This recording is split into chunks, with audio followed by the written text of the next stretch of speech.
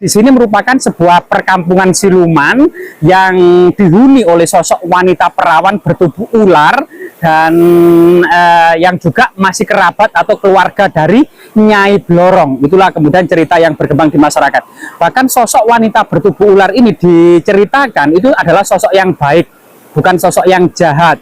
Apalagi kalau masyarakat yang berkunjung di sini itu memiliki adab, sopan santun, tata krama, tidak merusak, tidak maksiat, maka sosok wanita cantik bertubuh ular ini juga sangat bersahabat. Assalamualaikum warahmatullahi wabarakatuh. Semoga Anda sehat, saya juga sehat. Semoga Anda sukses, saya juga sukses. Amin. Jumpa lagi dengan saya di channel Jejak Manusia.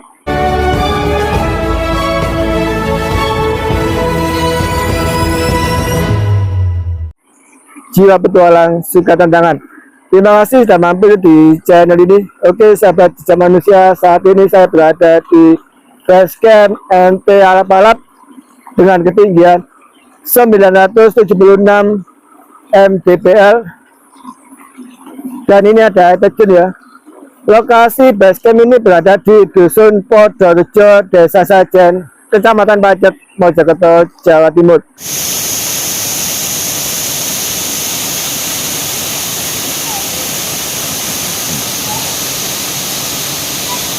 Ya pemirsa, ternyata kita mengunjungi salah satu potensi alam yang tiada duanya. Sebuah air terjun yang sangat indah, namun penuh dengan cerita misteri. Nah, cerita legenda dan cerita folklore yang berkembang di tengah-tengah masyarakat.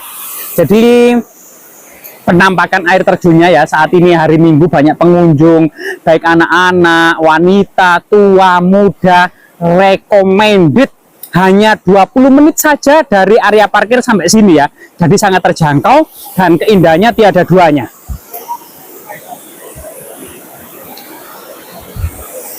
Jadi air terjun ini masyarakat mengenalnya sebagai air terjun Coban Waru.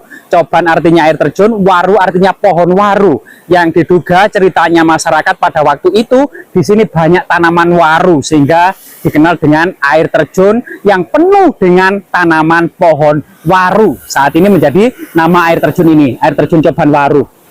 Bisa kemudian dari Bundaran Pacet sampai kemudian area basecamp atau loket itu sekitar 2 km saja ya. Itu ke arah Dusun Podorejo, Desa Sajen, Kecamatan Pacet, Kabupaten Mojokerto, Jawa Timur.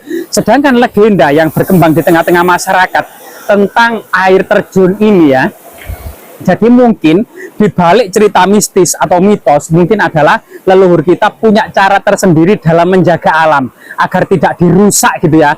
Disitulah kemudian ada berkembang cerita-cerita folklore atau mistis, yaitu bahwasanya di sini merupakan sebuah perkampungan siluman yang dihuni oleh sosok wanita perawan bertubuh ular dan yang juga masih kerabat atau keluarga dari Nyai Blorong. Itulah kemudian cerita yang berkembang di masyarakat. Bahkan sosok wanita bertubuh ular ini diceritakan itu adalah sosok yang baik, bukan sosok yang jahat. Apalagi kalau masyarakat yang berkunjung di sini itu memiliki adab, sopan santun, tata krama, tidak merusak, tidak maksiat, maka sosok wanita cantik bertubuh ular ini juga sangat bersahabat. Jika kita lihat bahwasanya air terjun yang sangat indah dan tiada duanya ini memang berada di tebing batu ya, tebing batu dengan lubang-lubang seperti goa seperti sana itu ya.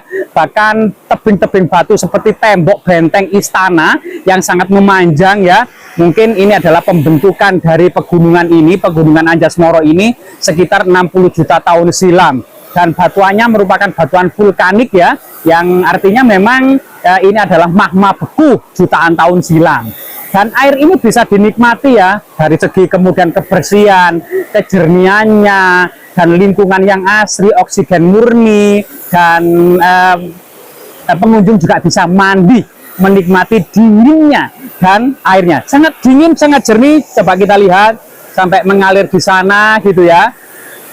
Jadi seperti itulah kemudian keindahan dari air terjun Coban Waru ini, yang memang dibalik dari kisah legenda atau folklore yang berkembang di masyarakat, kita mengambil sebuah kesimpulan kebijaksanaan. Mungkin itulah cara leluhur kita atau orang-orang zaman dahulu dalam menjaga setiap jengkal, setiap titik nadi dari alam ini agar tetap terjaga, agar kemudian manusia itu tidak seenaknya saja, tidak merusak alam ini, sehingga kemudian banyak kisah-kisah yang sangat berhubungan dengan sosok-sosok penghuni hutan. Ini memang kisah-kisah ini dimulai dari masa prasejarah, gitu ya, kisah-kisah tentang harimau, tentang ular naga raksasa, tentang sosok banteng dan sosok-sosok hewan lainnya. Karena memang pada masa lalu masyarakat pegunungan itu berjibaku dengan hewan-hewan liar tersebut. Sehingga kemudian interaksi dengan hewan liar, legenda atau kemudian cerita sebelum tidur itu kemudian berkisah tentang seputar penghuni hutan, seputar kisah-kisah hewan-hewan yang ada di pedalaman hutan. Bahkan seperti ular besar, harimau, banteng, itu bahkan masyarakat menganggapnya sebagai pamong atau among, yaitu sosok penjaga hutan atau pamong dari penghuni hutan ini. Jadi tidak salah lah kemudian masyarakat mengatakan penghuni air terjun ini adalah orang wanita perawan bertubuh ular yang sangat bersahabat. Jika kita berbuat baik, maka mereka akan membalasnya dengan kebaikan. Jika kita berbuat jahat dan kerusakan di sini, mereka pun akan lebih menyeramkan lagi. Dan itu salah satu kemudian kondisi natural ya, kaidah kausalitas dari alam ini, alam yang wajib kita jaga serta budaya-budaya yang ada di atasnya. Semoga tetap lestari. Rahayu, rahayu, rahayu.